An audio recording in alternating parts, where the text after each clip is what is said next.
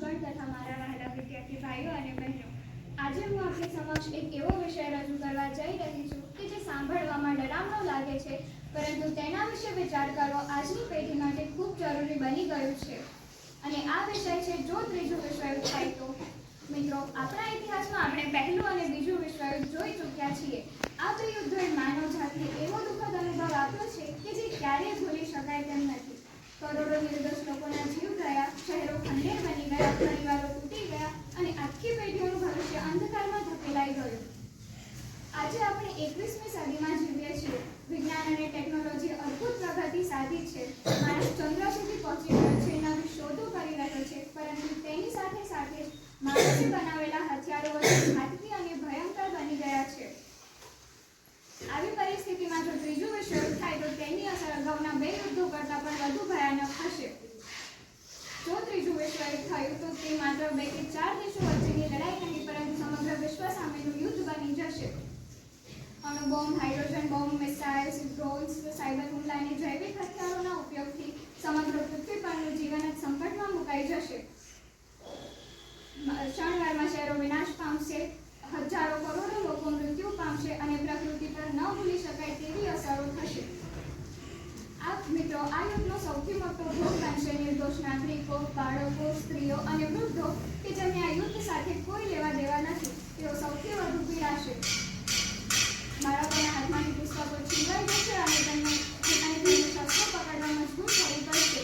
શાળાઓ અને હોસ્પિટલો યુદ્ધના મેદાનો બની જશે. આ ત્રીજા વિશ્વયુદ્ધની અસર માત્ર માનવ જીવન સુધી સીમિત નહીં રહે, પર્યાવરણને પણ ભારે નુકસાન થશે. ઝેરી વાયુઓના કારણે હવા પ્રદૂષિત થશે, જમીન બંજર બની જશે અને પાણી પીવાલાયક નહીં રહે. ખોરાકની ભારે અછત ઊભી થશે, રોગચાળો ફેલાશે અને સમગ્ર વિશ્વ આર્થિક સંકટમાં મુકાઈ જશે. આવી પરિસ્થિતિમાં દેશોની સીમાઓનો કોઈ અર્થ નહીં રહે. દરેક વ્યક્તિ ડર અને અસુરક્ષામાં જીવશે. વિકાસ, પ્રગતિ અને સુખ જેવા શબ્દો માત્ર પુસ્તકોમાં જ રહી જશે.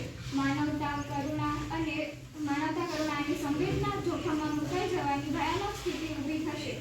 મિત્રો, અહીં આપણી સમક્ષ બે મહત્વના પ્રશ્નો ઉપસ્થિત થાય છે. શું યુદ્ધ જ દરેક સમસ્યાઓનો ઉકેલ છે? શું શક્તિ બતાવવાથી શાંતિ મળી શકે? નહીં, ક્યારેય નહીં. યુદ્ધ ક્યારેય કોઈ સમસ્યાનો કાયમી ઉકેલ લાવી શકતું નથી. તે માત્ર વિનાશ, દુઃખ અને પસ્તાવો જ આપે છે. આજે વિશ્વને હથિયારોની નહીં પરંતુ સમજદારીની જરૂર છે. બોમ્બની નહીં પરંતુ સંવાદની જરૂર છે. નફરતની નહીં પરંતુ પ્રેમ અને ભાઈચારાની જરૂર છે. ત્રીજા વિશ્વયુદ્ધ વિશે વિચારવાથી વધુ મહત્વનું એ છે કે તેને કેવી રીતે અટકાવી શકાય. વિશ્વના નેતાઓએ સ્વાર્થ છોડીને માનવજાત વિશે વિચારવું જોઈએ. દરેક દેશે શાંતિ, સહકાર અને સહઅસ્તિત્વના માર્ગ પર આગળ વધવું જોઈએ. અને મિત્રો, તેમાં આપણો યુવાનોનો પણ મહત્વનો ફાળો રહેલો છે. આપણે જ આવનારી પેઢીઓ છીએ. આથી આપણી વિચારણા, આપણી ભાષા અને આપણા કાર્યો શાંતિપૂર્ણ હોવા જોઈએ. જાતિ, ધર્મ, ભાષા અને દેશોના ભેદભાવોને ભૂલીને આપણે માનવતાને પ્રથમ સ્થાન આપવું જોઈએ. અંતમાં હું મારું વક્તવ્ય આ શબ્દો દ્વારા પૂર્ણ કરું છું. જો ત્રીજું વિશ્વયુદ્ધ થયું તો કોઈ જીતશે નહીં, આખી માનવજાત હારી જશે.